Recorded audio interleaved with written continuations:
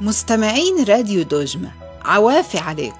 كل سنة وانتم طيبين، لأنه من اليوم ولحد 3 أيام جايين رح نحتفل كلاتنا بعيد من أجمل أعياد كنيستنا القبطية الأرثوذكسية، وهو عيد الصليب. فحضروا كباب الشاي بقى وتعالوا عشان هحكي لكم حكاية مليحة قوي. في سنة 326 ميلادية كان في امبراطور اسمه قسطنطين، وامه اسمها الملكة هيلانا. الامبراطور ده يا ولاد في يوم وهو بيحارب ظهرت له علامة صليب ربنا يسوع المسيح في السماء ونور الدنيا كلاتها. من وقتها آمن الامبراطور بربنا يسوع وبقي مسيحي، وأعلن الديانة المسيحية كديانة رسمية للإمبراطورية كلاتها. وبعد كده فكرت أمه الملكة فكيرة، قالت لابنها إنها تاخد وياها حبة جنود وتسافر لأورشليم لأجل ما تدعبس على خشبة الصليب. ولما راحت لهناك محدش رضي يقول لها على المكان، لحد ما لقت راجل كبير في السن، ضغطت عليه فقال لها على المكان.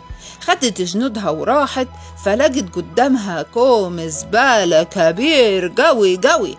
وبعد ما أمرت جنودها إنهم يشيلوا الزبالة دي لقيت 3 صلبان. بس طبعا الملكة كانت عارفة صليب ربنا أنه واحد في ال3، لأن هو الوحيد اللي كان فيه 3 خرام مكان المسامير اللي تسمر بيها إلهنا لأجل يفدينا. المهم يا ولاد، عشان اللي حواليها يأمنوا ويصدقوا في قوة خشبة الصليب، كان في جنازة معدية وقفوها، حطوا الصليب الأول على الميت ما قامش، التاني بردك ما قامش، في التالت بقى قام الميت على حيلة.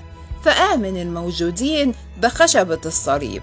فخدت الملكة هيلانا خشبة صليب ربنا يسوع وبنيت له كنيسة كبيرة على اسمه وحطت الصليب جواها.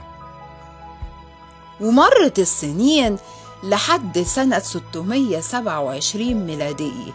كان وقتها الفرس انهزموا في الحرب قدام الملك هرقل، وهم مروحين مروا على كنيسة الصليب، فشافوا نور يا ولاد منور كيف الشمس طالع من قطعة خشب في مكان محطوطة وحواليها ذهب كتير قوي. مد الأمير وقتها يده فحرقت النار صوابعينه، ولما سأل عن اللي موجود قالوله إن ده خشبة الصليب اللي اتصلب عليها ربنا يسوع. فاحتال الأمير على شماسين، وللأسف خد الصليب وياه البلدة. ولما سمع الملك هرقل بالحكاية دي راح لبلد الفرس طوالي، حاربهم ولف البلد كلاتها يدور على الصليب، لحد لما جاله واحدة من السبايا وقالت له إنه مدفون في حفرة. فراح وراها ودعبس كويس لحد ما لقاه فعلا. خد الصليب معاه للقسطنطينية. والسؤال هنا يا ولاد، ايه اللي يخلي ملكة عظيمة كيف الملكة هيلانا تخبط المشوار الواعر ده وتقبل بكل اللي حصل لاجل ما تلاقي الصليب؟ طب ايه اللي يخلي ملك عظيم كيف هرقل ده يحارب مملكة تانية برضك لاجل ما يلاقي الصليب؟ كل اللي حصل ده ملهوش غير تفسير واحد، إنهم بيعشقوا الصليب، وإنهم احتملوا كل ده لاجل الصليب. وإحنا بقى مستعدين نقاسي زيهم لاجل صليب ربنا يسوع ولا لا؟ وبكرة هنتقابل لاجل ما نحكي حكاية جديدة. فحضروا كباب الشاي التقيل ولا نخليها قهوة أحسن؟ على الراديو، راديو دوجمة 3.10.